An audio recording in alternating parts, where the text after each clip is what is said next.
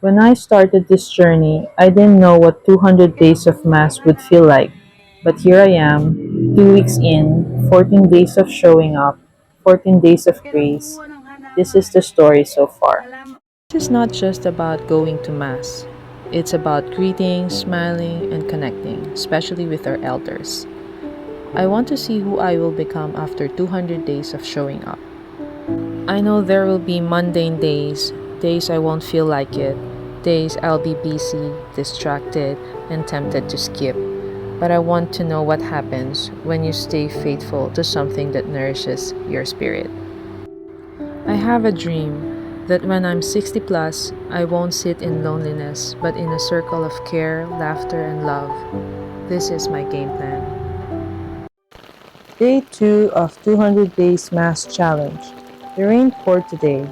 I came early for the novena, then stayed for the 4:30 Mass. This has become the most awaited part of my day.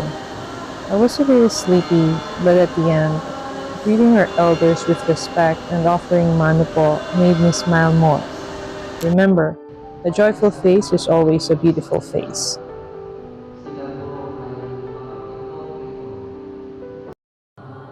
Day 3 feels like going to work.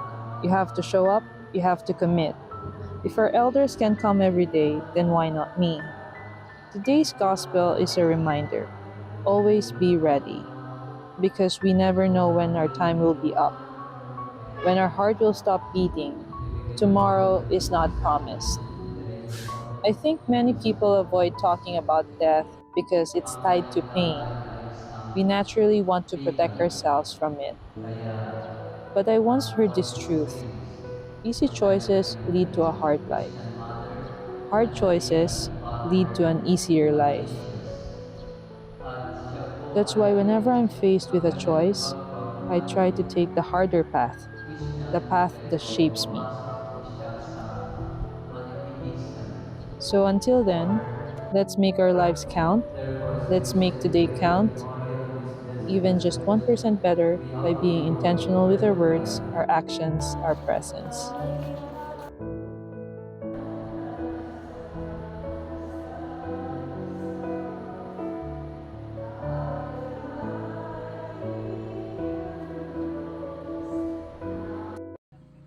Day 4 of my 200 Days Mass Challenge. My job is obedience, God's job is everything else. So today, I choose to commit my work, my effort, and my life into His hands.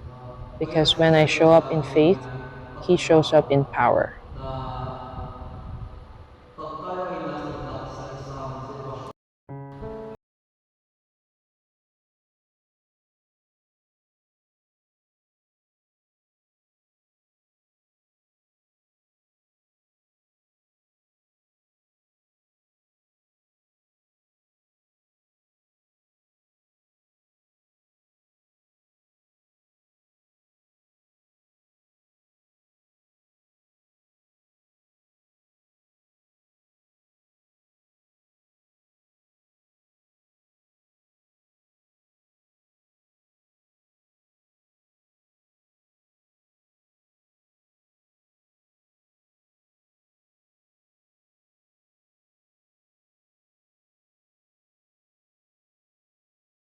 Day 6 of my 200 Days Mass Challenge.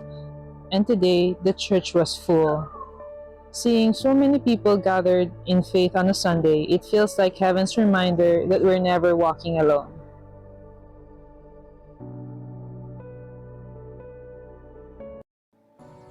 Day 7 of my 200 Days Mass Challenge. Today, I'm reminded of the power of silence. Not the silence of emptiness, but the silence that listens. Silence that seeks to understand rather than to be understood. In silence, we hear what words cannot say.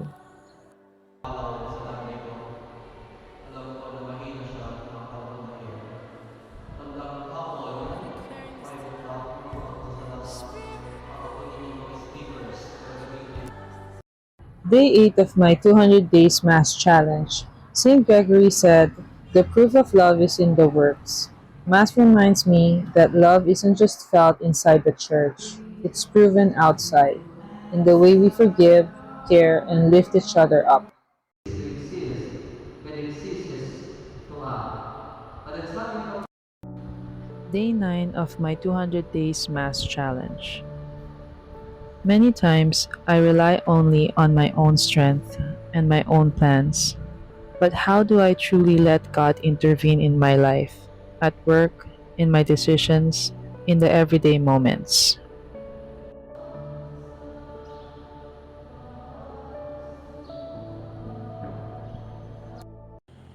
Day 10 of my 200 Days Mass Challenge. Today made me wonder what season I'm in. Maybe it's building, maybe it's reflecting. All I know is there's a dream in my heart, and even if I don't share it yet, God sees it, and that's enough. How about you? What season are you in?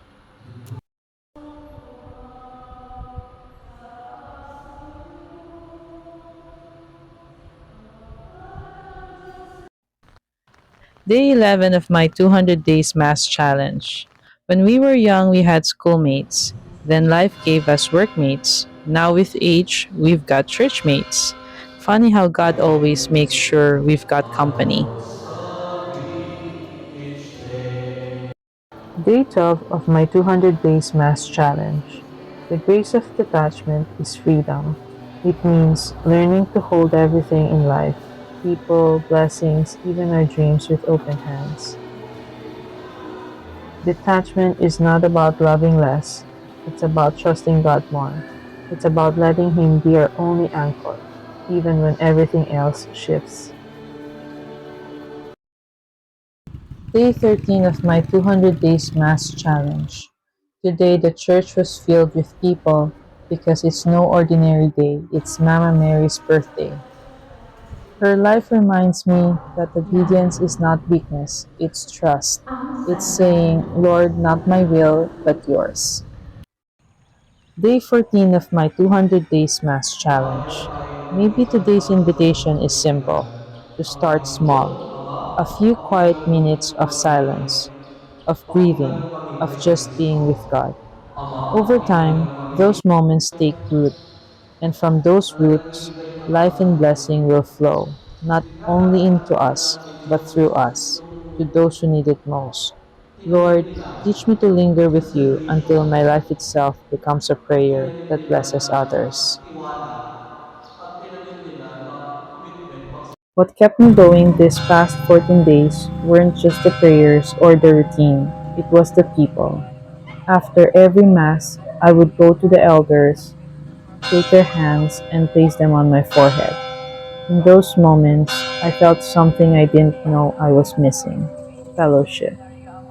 I used to go to church, sit through the Mass, and leave right after. But now I stay.